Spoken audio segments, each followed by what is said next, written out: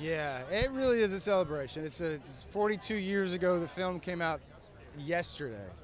So here we are doing it again, and still the same guy, Harrison Ford, who is a legend, but doesn't make you feel like he's a legend. He just makes going to work, like going to the construction site or something like that. I'm tickled to be a part of it, and I'm happy for the fans to see it.